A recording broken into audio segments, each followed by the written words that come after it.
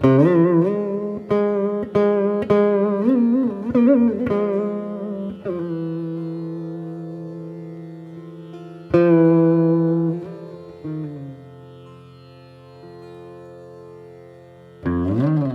Gurudeva, I believe, started his tour in the West in 1996.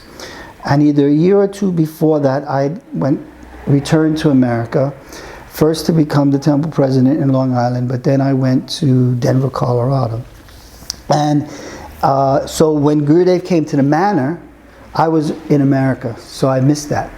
But by this time, I had helped my wife write many letters to Gurudev because she wanted to approach him, having been with Vishaka Didi and Madan Mohan, and she wanted to approach him as a spiritual master. So she would write letters, and I read the letters. It's nice, but there has to be a little bit more understanding of what Guru, So I was brought into helping her with the letters, and while I was writing her letter and what she wanted to say, I snuck in a few questions of my own.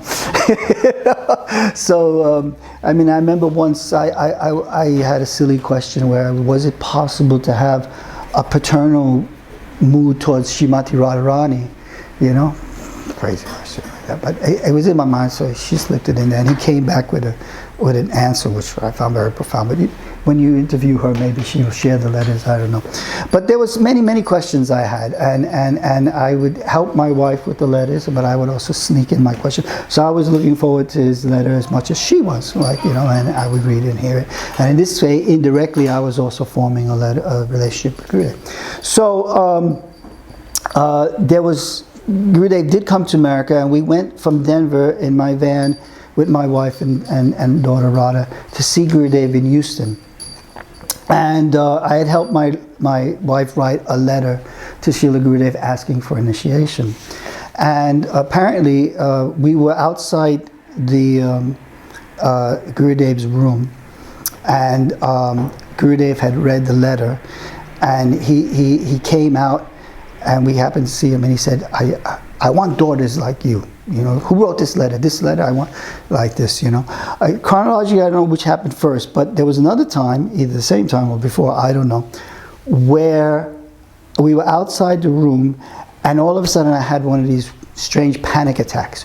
What if I committing offense? What if he, all the rhetoric I've been hearing from the peripheral and ISKCON is true, and Prabhupada doesn't want this, and you just have one of these, moments of panic, and have I misled, it was just a mind, but the mind became very strong, this is, might be offensive to Prabhupada, because that's what so many people are saying, and maybe they're right, maybe I'm wrong, like that. So the door opened, and Gurudev came out, and he looked at me, and I was hesitating whether or not to tell the story, because many devotees will criticize mystical experiences as being sentimental or sahajic or something like that, and not necessarily sastrically correct.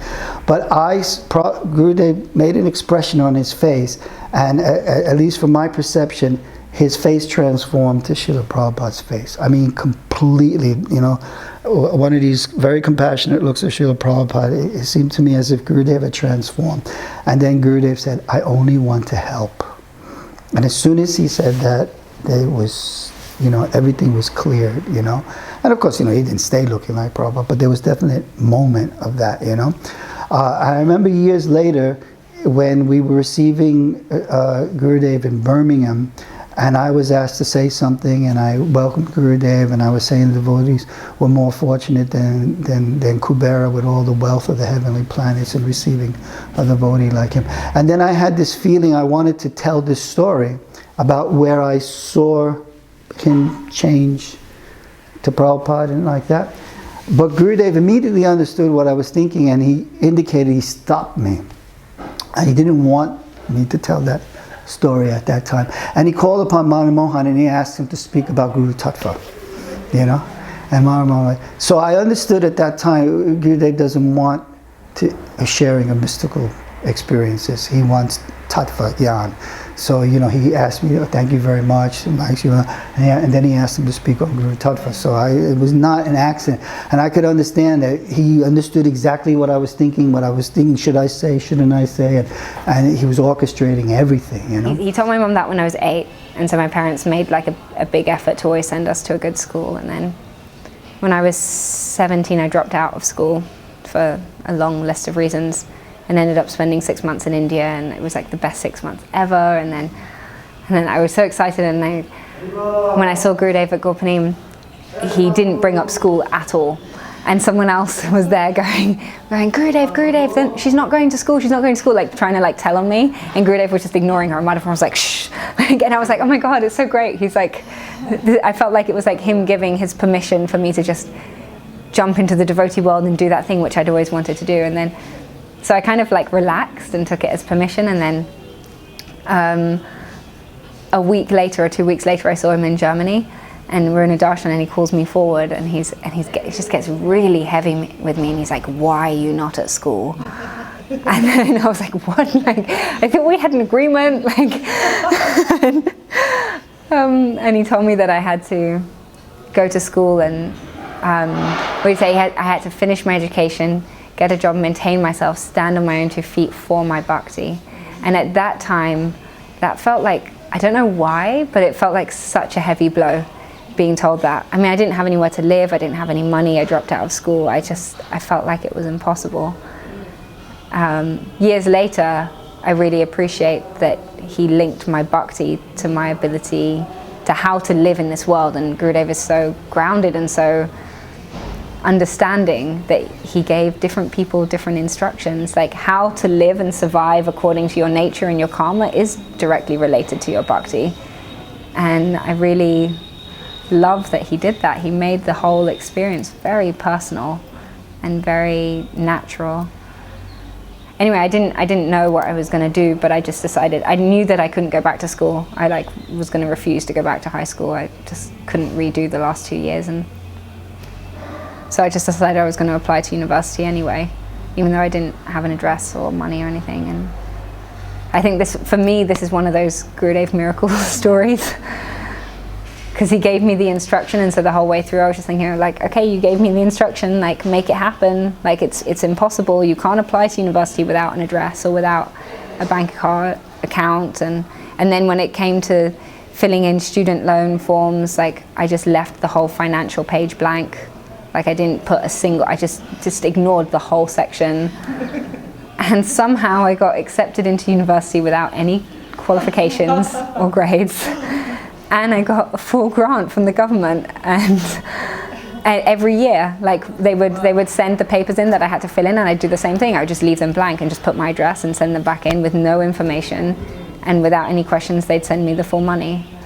And every year I was just like, it's absolutely great. I mean, for me, and maybe this just sounds like a mundane story to other people, like, it's hard to convey magic sometimes through words. It's really hard to, but for me that was really magic, to see that Gurudev's looking after our bhakti, but he's also just looking after us. Like, he is my father, and he's all of our fathers, and he's all of our best friend. Like, he's all of the figures in life that we could have at some point or another. I feel like he's going to be all of them. And at that point, I don't know, he was just really supporting me and making things happen. And then just to, like, seal the deal that it was absolute magic for me, when it came to getting my final grades, he I was just about to say he gave me a first, and he did, because according to all my grades, I'd earned a 2-1. Like, all my essays, like, I was on the margin sort of, but I was definitely in a 2-1 category, and I should have got a 2-1. But then for some reason, when the, like, external examiner came in, my name got picked to go through all my work. Like, it was like a random thing, and they went through all my work, and then the external examiner decided that I had to be given a first.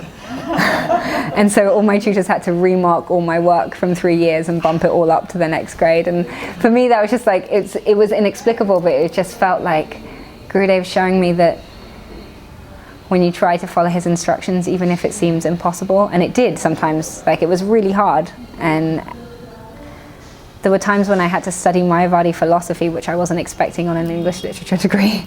And I went to, my mum asked Gurudev, like I passed on a message and she asked Gurudev, I was like, it's actually kind of distressing. Like I'm on a course that's promoting atheism and I have to argue their point of view in order to pass. And I didn't really know what to do about it. And Gurudev's response was, no problem, just read my books too.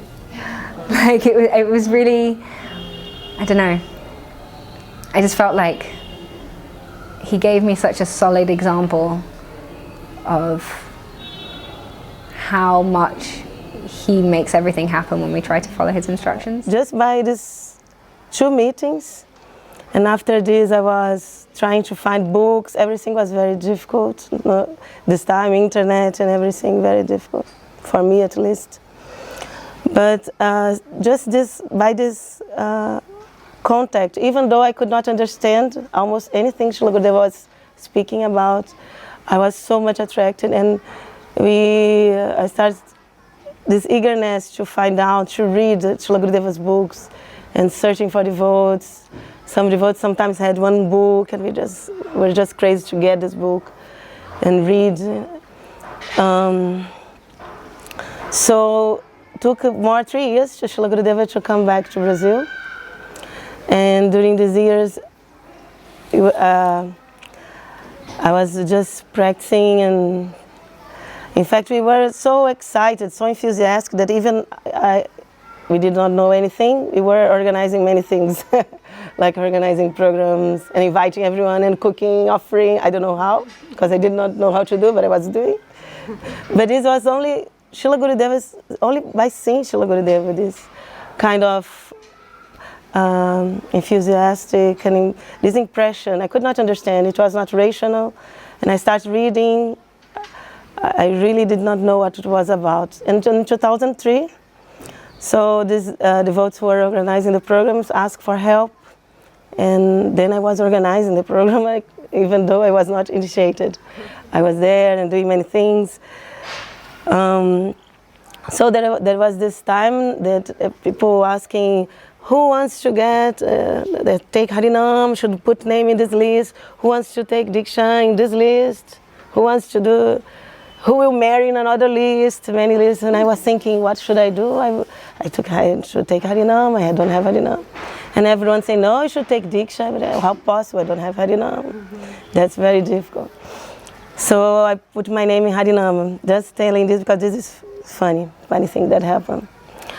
So I was there, and I went there. There was all this class. Srila Gurudeva was staying in another house nearby, devotee's house in Teresópolis. This time in Teresópolis, there was a big hall full of devotees and full of people. So I went there, and this time they were calling Harinam, then saying the names, the people who could go inside the house to get it, to take Harinam, and my name wasn't in the list. So I was very desperate. I said, how possible? Please let me go inside. And Prabhupada Madhava Maharaj said, no. Brajnath Prabhu said, no, your name is not on the list. And I was desperate, and I was crying in the door. And then they came and said, Diksha, and they called my name. I said, how possible? And I got in. Srila Gurudeva was sitting there. I remember a very nice place, sun coming. He was very nice. And he started giving Diksha mantras. And I was saying, oh my God, how can I get Diksha mantras? And I was so nervous, I did not tell anyone that I should be in the other room first in Harinam. But then after, it was so intense, all the festival and everything. The class, I remember this day of the initiation, Srila Gurudeva was giving this class of saying about the dark well, that the material life is this dark well, dry, and the mouse, and the tiger, and the snake. And I was so much impressed by all of this. But at the same time, so many things happened there in this, what can I say? I think we will cut all that was before. I'm talking about myself. But that Srila Gurudeva's mercy and his power, this inconceivable power, inconceivable mercy, this compassion is so, how can I say, so big, so we cannot see the limits, we cannot understand. Because I was just, I had nothing, like now I'm so unqualified, but this time I did not know anything, and just by seeing him, just by a small fraction of contact, everything changed in my life, in fact. I even was not initiated, but I was doing everything. Was organizing and reading and translating. I thought it was so enthusiastic. This time Gurudeva gave all this.